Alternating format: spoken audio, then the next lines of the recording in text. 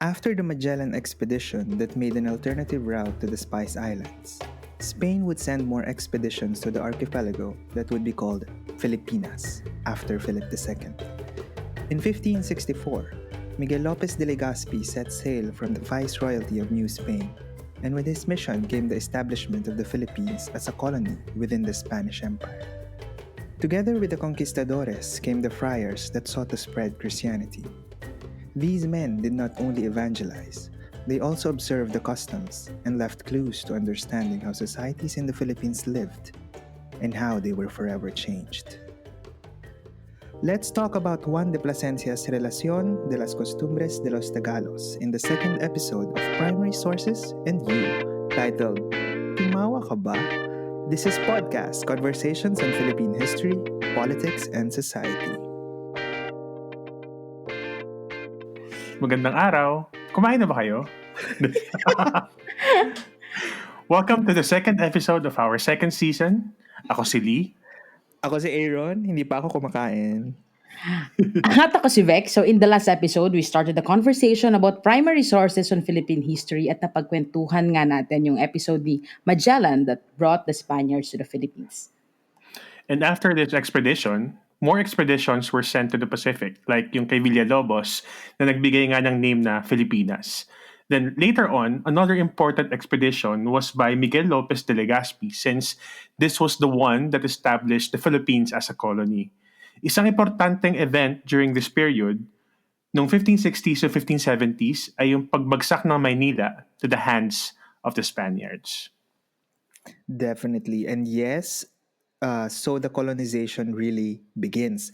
So in this episode, ang gusto natin ma-highlight naman ay yung further contact na ito ng mga Espanyol sa mga Pilipino dun sa natives ng Pilipinas. Particularly, tignan natin yung isang primary source na makakapagbigay sa atin ng ilang accounts tungkol sa buhay sa Pilipinas in a way bago dumating yung mga Espanyol at during the time na nagaganap na yung colonization.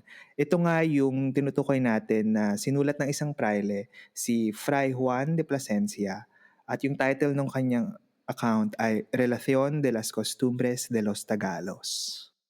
So this document is more well known as the Customs of the Tagalog, as sa mga mag-aaral ng history. Tulad ng binanggit natin last episode, napakahalaga na basahin itong mga account na to in a particular context. So, dapat contextual reading. So, kailangan natin lagi isipin that these kinds of accounts came from a particular vantage point, that the authors like Juan de Plasencia came from a different culture.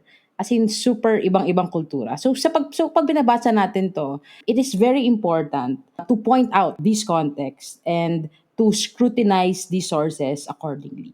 And dahil nga, isang vantage point lang ang pinagmumulan ng mga source na to, mahalaga din na we also scrutinize and read sources coming from different authors like, those who came from the Chinese, so Chinese accounts, or or from the accounts of other Southeast Asian polities, o syempre, pwede rin busisiin yung oral tradition and archaeological evidence coming from the Philippines. Yes. So kapag pinag-uusapan natin ng pre-colonial or pre-conquest Philippines or early Philippine societies, yung knowledge natin about it ay more often than not galing sa multiple sources na yan. Yeah, so for today, yung ating titignan na source ay sinulat nga ng isang praile. So kailangan mabanggit natin na napakahalaga ng papel ng mga praile sa tagumpay ng kolonisasyon. So sa proseso ng pananakop, may kita natin na yung tinatawag nga na reduksyon, kung saan basically magtatatag ng mga pueblo ang mga Espanyol kasi babaguhin na nila yung yung buhay ng mga natives kasi remember may iba silang barometer ng civilization. So syempre pagdating nila dito, wala silang nakitang cities, walang roads, no? So parang ang automatic nilang ascription nun, hindi sila civilized, no? So kasi nga walang ganitong mga structure. So in this clash of cultures, syempre may struggle, no? So sa reduksyon, yung mga sinaunang barangay nga in a way gagawing mga pueblo at sa proseso na yan, napakahalagang papel yung ginampanan ng mga praile, no? Kasi sabi nga ng ilang historians, it's one way to have the natives transfer to living in a pueblo. It's completely another matter to keep them there. No? So dito mahalaga yung proseso ng spiritual conversion at pagbabago ng kamalayan na syempre, ah, ginagampanan ng mga praile yung part na yon. No? So in this manner, yung mga praile sa Pilipinas, as they were evangelizing, they also came up with accounts and published books about the Philippines. Kasi syempre, gusto nilang maintindihan din yung customs ng mga taong sinasakop at babaguhin nila yung paniniwala. So si Plasencia should be understood within this context kasi nakarating siya sa Pilipinas noong 1570s at sinulat niya yung accounts na to during that period. So ganito niya dinidescribe yung thought process niya halimbawa with regard to writing about the natives. After receiving your lordship's letter, I wished to reply immediately, but I postponed my answer in order that I might first thoroughly inform myself in regard to your request, and to avoid discussing the conflicting reports of the Indians, who are wont to tell what suits their purpose. Therefore, to this end, I collected Indians from different districts, old men, and those of most capacity, all known to me. And from them I have obtained the simple truth, after reading out much foolishness, in regard to their government, administration of justice, inheritances, slaves, and dowries. Magkaboses pala si Placencia sa si Pigafetta. No? Oh, nga, I was about to say. Isa pa lang tradisyon. Okay. Oh well seriously from that excerpt may kita dito talaga na alam ni Placencia yung meron talaga siyang specific goals into writing this into writing the Los Costumbres so therefore talagang makita natin na this writing would contain descriptions of the social relations during this time. Interesting to kasi yung isang importante na topic na talagang kailangang mapag-usapan sa Philippine history is about how colonialism actually changed the landscape of social, economic, political, and cultural lives of the people. Yes, pero importante dyan, no, yung banggit sa social stratification. Kasi aminin natin, yan yung isang bagay na talagang hindi nakakalimutan ng bawat estudyanteng dumaan sa Philippine history. Yung dalawang uri ng alipin, yung namamahay at yung sagigilid. Totoo, no? Feeling ko nga kung nag-aladora tayo ngayon na 'di ba, nagtanong tayo, ano ang dalawang uri ng alipin tapos may awkward silence. Lahat ng nakikinig may sagot, 'di ba? Yung aminin naman nakapakinig yan na talagang mababanggit yung aliping namamahay tsaka sa gigilid. Tsaka naalala ko meron tayong comment sa Facebook na merong nagtanong din talaga kung pwedeng i-clarify natin yung aliping namamahay tsaka sa gigilid. So baka pwedeng ito na Ito yung na chance yun. natin. No? So, yeah. So, yung social stratification, mahalaga nga yan, no? Kasi nga, syempre, buhay ng mga tao yung ino-observe nitong mga Espanyol at yun yung babaguhin nila. So, ito yung ilang account ni Plasencia about it. This people always had chiefs, called by them datos, who governed them and were captains in their wars, and whom they obeyed and reverenced. The subject who committed any offense against them, or spoke but a word to their wives and children, was severely punished. These chiefs ruled over but few people, sometimes as many as 100 houses, sometimes even less than 30. This tribal gathering is called in Tagalog a barangay. In addition to the chiefs who corresponded to our knights, there were three castes: nobles, commoners, and slaves. The nobles were the freeborn whom they call maharlika. They did not pay tax or tribute to the dato, but must accompany him in war at their own expense. The chief offered them beforehand a feast, and afterward they divided the spoils. Moreover, when the dato went upon the water, those whom he summoned rowed for him. If he built a house, they helped him and had to be fed for it. The same was true when the whole barangay went to clear up his lands for tillage. The commoners are called aliping namamahay. They are married and serve their master, whether he be a dato or not, with half of their cultivated lands, as was agreed upon in the beginning. They accompanied him whenever he went beyond the island and rowed for him. They live in their own houses and are lords of their property and gold. Their children inherit it and enjoy their property and lands. The slaves are called aliping sa gigilid. They serve their master in his house and on his cultivated lands, and may be sold. The master grants them, should he see fit, and providing that he has profited through their industry a portion of their harvests, so that they may work faithfully. For these reasons, servants who are born in the house of their master are rarely, if ever, sold. That is the lot of captives in war, and those brought up in the harvest fields. Yan, no? So, important to note here, no, I think, yung European sensibility ni Plasencia na very evident, no? Kasi yung categories na ginamit niya, European, 'di ba? Noble, commoner, slave, 'di ba? Kasi syempre, they were also trying to understand it and explain it to the King of Spain. So ina-approximate nila yung category. So, yung madami ng mga pag-aaral sa Philippines, syempre, nagpapakita to na napaka-complex ng social stratification kasi cultural, economic, and political din yun, di ba? So, yung isang magandang book about this, yung kay Laura Lee Juncker, yung Raiding, Trading, and Feasting, The Political Economy of Philippine Chiefdoms. Tapos syempre may ibang works pa si William Henry Scott about it. And of course, Filipino scholars like Zio Salazar. No? So in general, yung social stratification, at least sa Tagalog region na dinidescribe ni Plasencia, no, had this configuration na may social strata na pwedeng tatlo or minsan apat yung categorization. So sa pinakataas, no, katulad nga din nung na-observe ni Plasencia, nandun yung kadatoan na tinatawag, no. Ito yung datu tsaka yung pamilya niya.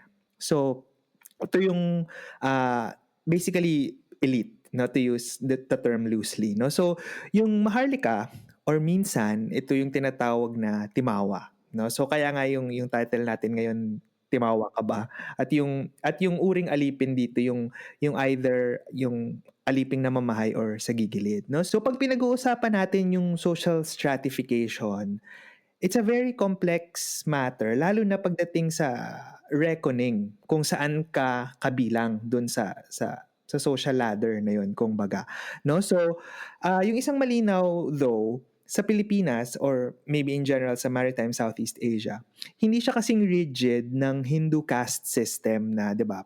Alam naman natin yung caste system na doon reincarnation lang yung paraan to change a caste, no. You have to die and be reborn again to actually be part of a new caste, no. So sa konteksto ng mga polity sa Pilipinas, in theory pwede ka bumaba talaga in your lifetime from one social stratum to another. Or syempre, pwede rin tumaas. Pero I would of course hazard a claim na laging mas madali yung pagbaba kaysa pag-akyat, no? So, yung isang illustrative example siguro na mas makita natin yung sense sa sinasabi ko, pwede natin tingnan yung social relations in terms of utang, no, yung debt, 'di ba? So ito figurative or literal na utang, no. So yung datu essentially, as work suggest, nagiging datu siya kasi may suporta siya at allegiance from the Timawa. So, in a sense, utang niya sa Timawa yung political, economic, social position ng pagiging datu. No? So, kasi nga, yung Timawa, in theory, ay malaya. No? So, ang power ng datu, hindi necessarily tied sa lawak ng lupa kasi abundant yung resources na yun yung lupa. So hindi nire-reckon yung power ng datu sa laki ng lupain niya, but more so sa dami ng timawa na sumusuporta sa kanya. Yes, so parang ang mahalaga ay hindi yung laki geographically, pero yung lawak ng network. Exactly, no? So yung Lawak ng network, political network, oo. yung kakayahan ng datu na mag-build ng political network at social network na yun, no? So in a sense, utang niya yun sa Timawa, no? So yung power ng datu doon nanggagaling, no? So in turn, ang role niya ay mag-govern, no, i-manage yung barangay basically. So mag-mobilize ng labor, mag-adjudicate kapag may kaso, pag may law transgression, at mag-allocate ng resources. So kailangan niya makuha yung good side in a way ng mga Timawa. Kaya nga may competitive feasting na tinatawag kung saan yung mga member ng kadatuan nagpapa-party. Liwag ka tumawa, feasting yun na piyesta. No? Hindi, So, parang na-imagine ko kasi parang pre-conquest mukbang. ay, oo, totoo, no? Okay, sige. No, so meron silang mga tinuthrow na party in a way, no, to put it bluntly, to showcase yung kanilang wealth and power, no? Kasi syempre pag kaya mong magpa-party, ibig sabihin meron kang efficiency sa pagmo-mobilize ng resources kasi may excess, kaya mong i-distribute, 'di ba? No, so yung Timawa, utang niya in a way sa datu naman, no, yung stability ng barangay, no? So ibibigay niya yung support niya sa datu para makuha niya yung stability. So parang in a way, in a European sense, ito yung social contract, no? So kasi in theory, dahil nga timawa siya, yung ibig sabihin ng word na katimawaan, no, ito yung freedom, yung pagiging malaya, no? So kung ikaw ay timawa, no, ikaw ay malaya, 'di ba? So dun sa tanong natin kanina, timawa ka ba? Tanong natin sa sarili natin 'yun, 'di ba? Malaya nga ba tayo? Anyway, no, so ganun yung katimawaan, no? So yung kalayaan mong pumili. So yung in effect, no, in theory, the Timawa is free to choose another dato to support. 'Di ba? So in theory, 'di ba? Kasi syempre in practice mahirap 'yun kasi pag pumunta siya sa ibang barangay baka akusahan naman siya ng pagiging espiya or what not. Pero nonetheless, yung parang leverage niya sa barangay, yung freedom na 'yon. Yung hawak niyang kalayaan ng pagpili, yung nagbibigay naman sa kanya ng kapangyarihan sa loob ng barangay. So yung interplay na yon ng Dato at Timawa, yung utang nila sa isa't isa. So yung Dato utang niya yung support ng mga Timawa at yung mga Timawa utang niya sa Dato yung stability ng buhay sa barangay. In a sense yung datu, yung hindi siya dynastic na leader ano. Definitely. Kasi nakadepende yung kumbaga legitimacy niya sa kung tingin ba Mm-mm. nung katimawa nung mga timawa ay siya pa rin yung capable at yung tao na Mm-mm. pinaka-fit doon sa posisyon. Definitely, no? So bago dumating yung Islam, halimbawa sa Pilipinas, when bloodlines became an important aspect of rule. Kasi 'di ba sa sultanate, pag ikaw ay sultan, kailangan kaya mong patunayan yung lineage mo to Muhammad. So before that, no, we can contend na yung mga barangay, hindi katulad ng sinabi ni Vic, hindi siya dynastic kasi anyone can vie for the dato position as long as kaya niyang patunayan yung sarili niya. Dun sa criteria ng job position na labor mobilization, leadership in war, and so on and so forth. So, lumalabas lang siguro in a way na para siyang dynastic na napupunta sa anak yung pagiging datu. Kasi yung anak ng datu, meron siya nung buong lifetime to train to become a datu. So when it comes to the point na kailangang mag-compete for that position, siya yung may lifetime training. So we can think of it like that. So pwede mo siyang ganun tingnan na yung kadatoan, they try to maintain the position na within themselves, no, na pamilya sila, no? So yun yung timawa at saka yung kadatoan, no? So then comes the alipin, no? So mahirap yung approximation na ginawa ni Placencia, halimbawa na inequate niya yung alipin sa slave, 'di ba? No, inequate niya pa nga sa commoner no. So medyo mahirap 'yun kasi in the European sense, 'di ba? Pag sinabi mong alipin, essentially hindi 'yun tao, 'di ba? Na 'yun ay property, 'di ba? Property siya ng master, no? So sa Pilipinas at sa Maritime Southeast Asia, kadalasan yung servitude, yun yung nagbibigay ng characteristic or yung nagbibigay ng possession, social possession ng pagiging ng pagiging alipin, no? Yung servitude, yung debt, yung utang, no? So halimbawa may hindi ka nabayaran na utang or halimbawa may krimen ka na nagawa. So utang mo sa barangay kasi na-disrupt na yung harmony kung may krimen halimbawa. So you owe it to the barangay to pay for those. No? So halimbawa si Vec ay timawa, ako ay timawa din. Nangutang ako kay Vec ng binhi, tapos hindi nabagyo halimbawa, so hindi ko na bayaran. Ihahabla ko ni Vec sa harap ng datu. So halimbawa si Leon datu. So si datu, magdi-decide siya na parang, okay, dahil hindi mo nabayaran, you need to serve so and so amount of time para ma-compensate yung utang. So ganun siya. So nagiging alipin ka dahil may liabilities ka, no? So may accountabilities ka. Madalas itong ganito, dahil nga yung barangay ay kinship network. Tapos ako, halimbawa, galing ako sa isang bad season of harvest, mangungutang ako. At madalas Mm. mangungutang ako sa kamag-anak ko na mas well off. So Definitely. I'm Oo. working. So to pay that debt, I will work, mag-render ako ng service dun sa kamag-anak ko na. So madalas you will do it to you will make utang to your relatives. Siguro kasi baka ganun din Oo. yung ano, I mean, hindi din magiging ganun ka-harsh when it comes to servitude. Oo, 'Di 'di ba? ba? Kaya nga ang hirap i-approximate nung term na slave kasi 'di ba, Oo. halimbawa yung pinsan Magkakamag-anak mo yan, eh.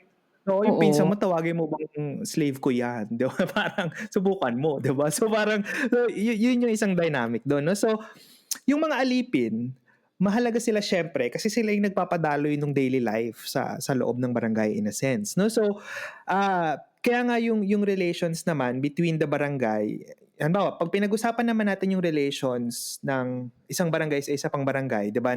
We hinted on this in the last episode, 'di ba? Na halimbawa si Humabon tsaka si Lapu-Lapu, para magkaaway sila, no? So yung mga barangay noon dahil nga they live in relative autonomy from one another, kadalasan yung relation sa pagitan nila ang nangyayari, nagkakaroon nung raiding, no? Yung pangangayaw na tinatawag, no? So kung saan nag-engage yung mga hindi magkaalyadong barangay sa labanan, no? In a war, no? In a way, no? So itong mga ganito, hindi siya war of conquest. They are, battles for resources, no? Kaya siya raids. Kaya hindi war yung tawag, raids, no?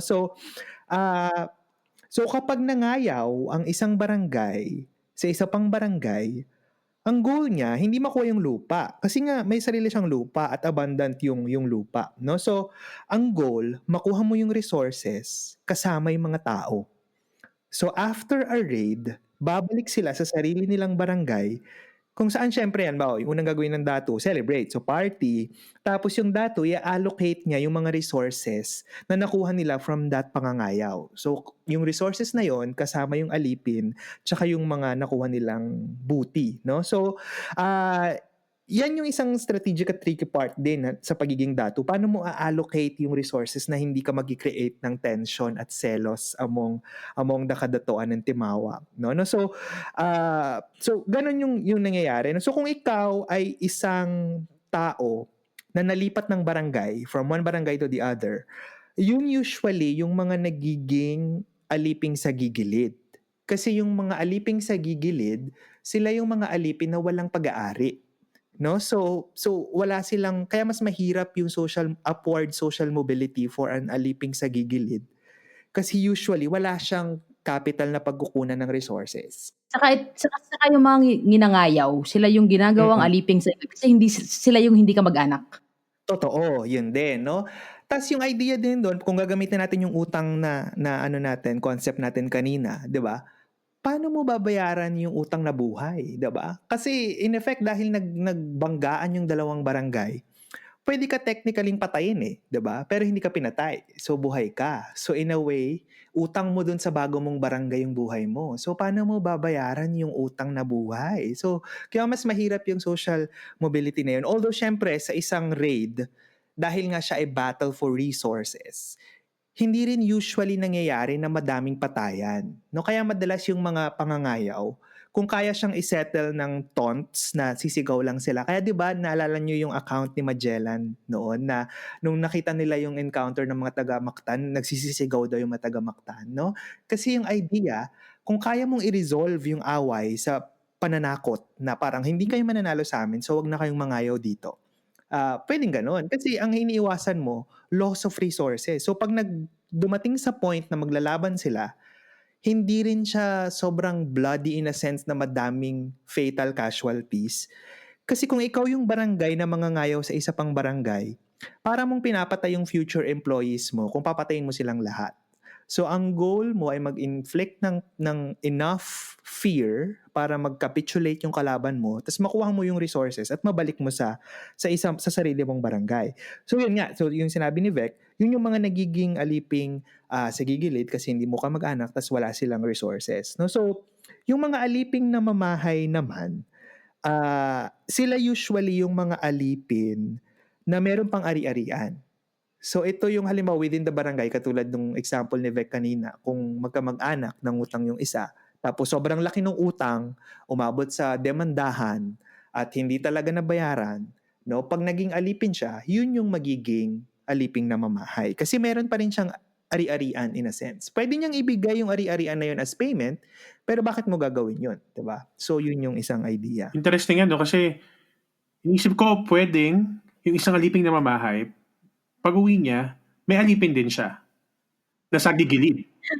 In theory pwede, oo. In theory pwede talaga yun. In theory nga, hindi mo naman give up yung alipin. Tsaka yung slavery din, 'di ba? Yung idea ng slavery, yung sinasabi ni Placencia, yung selling, 'di ba? Yung ganon. Sa Pilipinas, kung gagamitin natin yung debt ulit, yung utang na concept natin. Halimbawa, kung ako alipin na mamahay, tapos meron akong alipin sa bahay, pwedeng ibigay ko yung alipin na yon sa pinagkakautangan ko, pero to my mind, hindi ko binibigay yung tao. Ang tina-transfer ko, yung utang. No? Na parang sabihin ko dun sa alipin ko na, sige, bayad na yung utang mo sa akin, pero serve this particular person instead. No? So, ang tina-transfer mo ay yung utang, hindi yung tao. No? So, ganun yung complexity niya. No? So yan yung dynamic ng social stratification na na-observe ni Placencia, na syempre coming from a very European perspective. No? So yung isa pang very interesting sa account ni Placencia, yung observations niya pagdating sa religion, pagdating sa belief system. And this is what he had to say about it. Their manner of offering sacrifice was to proclaim a feast and offer to the devil what they had to eat. This was done in front of the idol, which they anoint with fragrant perfumes such as musk and civet, or gum of the storax tree, and other odoriferous woods, and praise it in poetic songs sung by the officiating priest, male or female, who is called katolonan. The participants made responses to the song, beseeching the idol to favor them with those things of which they were in need, and generally, by offering repeated healths, they all became intoxicated. In some of their idolatries, they were accustomed to place a good piece of cloth, doubled, over the idol, and over the cloth a chain or large gold ring, thus worshipping the devil without having sight of him. The devil was sometimes liable to enter into the body of the Catalonan, and assuming her shape and appearance, filled her with so great arrogance, he being the cause of it, that she seemed to shoot flames from her eyes. Her hair stood on end, a fearful sight to those beholding, and she uttered words of arrogance and superiority. In some districts, especially in the mountains, when in those idolatries the devil incarnated himself and took on the form of his minister, the latter had to be tied to a tree by his companions to prevent the devil in his infernal fury from destroying him. This, however, happened but rarely. There were also ghosts, which they called vibit, and phantoms, which they called tikbalang. They had another deception, namely, that if any woman died in childbirth, she and the child suffered punishment, and that at night she could be heard lamenting. This was called patianak. May the honor and glory be God our Lord's, that among all the Tagalos not a trace of this is left, and that those who are now marrying do not even know what it is, thanks to the preaching of the Holy Gospel, which has banished it. Alright, so 'di ba very interesting yung aspect na yan, yung description niya about the belief system. Kasi pansinin natin, syempre, although this is an English translation, no, pansinin natin yung words na ginamit niya, 'di ba? Na parang erasure talaga, devil, and so on, 'di ba? No, so dito natin makikita yung perspective niya as a priest. Kasi syempre sa kanya, there is only one true faith, which is of course Catholicism. So dito natin makikita halimbawa yung sinasabi ng isa pang scholar na si Caroline Brewer, yung tinatawag niya na holy confrontation. Yung nagharap yung babaylan or yung katalonan in this sense at ang praile. So, sabi nga ng mga pag-aaral tungkol sa babaylan, halimbawa, yung ginawa ni Zio Salazar, sinabi niya na yung babaylan ay isang religious leader at also proto-scientist. No? Itong mga babaylan na to, mga Katalonan, ay babae o lalaking may pagkababae. So dito pa lang makikita mo na yung clash, no? So male ang praile, female ang babaylan. Espanyol ang praile, katutubo ang babaylan. Katoliko ang praile, monotheism, only one God. Animist ang babaylan. So ang daming layers. So yung clash nila talagang crucial sa tagumpay ng reduksyon. At may kita dito sa description halimbawa ni Placencia, 'di ba? Saan niya in-associate yung ginagawa ng babaylan? So, sa devil. 'Di ba? Exactly. Devil talaga, no? I mean, um, yung tinatawag mo na holy confrontation, dito talaga sinira niya yung gender regime characteristic ng sinaunang pamayanan, yung bago dumating yung mga Kastila. I mean, nung nabago yung lipunan after colonization, talagang ang pinaka nawalan talaga ng status ay yung babaylan or yung Katalonan sa mga Tagalog. I mean, yung datu na co-opt yan eh. I mean, some of them at least were co-opted and became cabezas de barangay or naging bahagi ng Principalia Mm. later on. Pero yung babaylan talagang na-erase siya. At yun nga, yung strategy talaga ng conversion, especially in this period, the earliest years of the Spanish colonization, would be to destroy the image of the babaylan at i-ascribe yung devil sa kanya. I mean, Placencia enumerated 12 infernal ministers during this time at lahat ng to ay associated dun sa ganyang function. So, Ano, yan ba yung mga mambabarang, no, 'di ba? Yan yun, 'di ba? actually, manggagaway, mangkokolam, hokloban, yan, manggagayuma, 'di ba? So, iba pa yung mga ghosts na binanggit kanina ni Placencia, aka Nelly. Iba pa yon. So, imagine, ganon yung, ganon dinimonize, kumbaga, yung babaylan bilang isang bahagi ng social structure. Kaya, yung gender dynamics talagang na-complicate ng colonialism. Kasi itong mga babaylan na to, or yung mga Katalonan na to, lalo na sa account ni Placencia mismo, ay nasa antas din ng kadatoan. I mean, karamihan ng mga babaylan ay nanggaling din dun sa social stratum na yon. Yeah. Kaya nga yung political economic na dimension ng social stratification na bago alongside syempre with the cultural dimension at yung view sa isa't isa, yung gender dynamics. No? So kaya minsan nag-iimagine ako ng scenarios na paano kung hindi halimbawa nung sinaunang pamayanan. Halimbawa paano kung hindi magkasundo yung babaylan tsaka datu.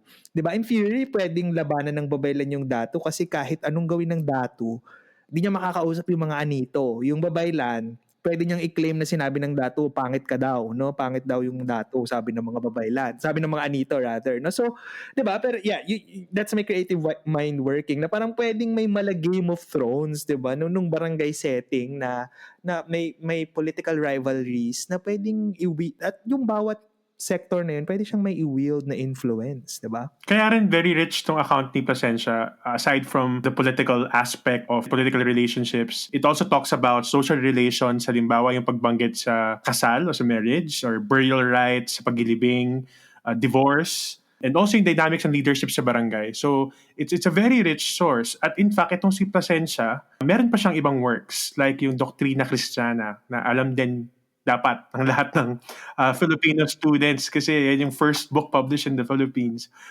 At ilan pang mga vocabularyos o dictionaries kasi during the conduct of the conversion, instead na magturo ng Espanyol, itong mga praile, sila yung nag-aral ng local languages, which is faster actually kesa naman hintayin pa nilang matuto ng Espanyol yung mga subjects nila. Pero manote ko lang din, no, kasi itong si Placencia, sabi ng isang kaibigan nating scholar na nasa Madrid ngayon, shout out kay Ross Costello na nakikinig. Ito raw si Placencia, hindi naman Placencia ang kanyang last name, ano? Placencia tayo ng Placencia, pero Placencia is actually a place in Spain. It's where Juan de Plasencia is, right? So it's one of Placencia. Anyway, so isa lang si Placencia at maraming mga praile na may ganitong account. At dito talagang makikita natin yung binabanggit natin last time na kahit na iba yung intention ng author when he was writing the source, 'di ba, pwede mo siyang basahin or i-interpret in different ways. I think sa modern reader, pag binasa tong kay Placencia, very derogatory, ano? I mean, tinatawag niyang devil, mga Oo. sinauna at indigenous na paniniwala at pananampalataya. So, but anyway, sobrang interesting ng mga discussion on primary sources, especially those written by the friars. And interesting ring makita kung pagtatabi-tabihin natin itong mga ganitong primary source at ano yung mga sinasabi nila sa atin about the society na kanilang nadatnan. Yes, interestingly, itong mga primary source na pinag-uusapan natin ngayon, second episode pa lang pero Spanish side pa rin. So baka may magsabi sa atin na, puro yung primary sources nyo, puro mga sa side ng colonizer. Well, marami pa naman tayong episode na paparating, ano? So, patience lang, darating tayo dyan ang haba-haba ng history at marami pang panahon. Pero sa next episode, ang titignan naman natin ay yung isang account mula ulit sa isang colonizer.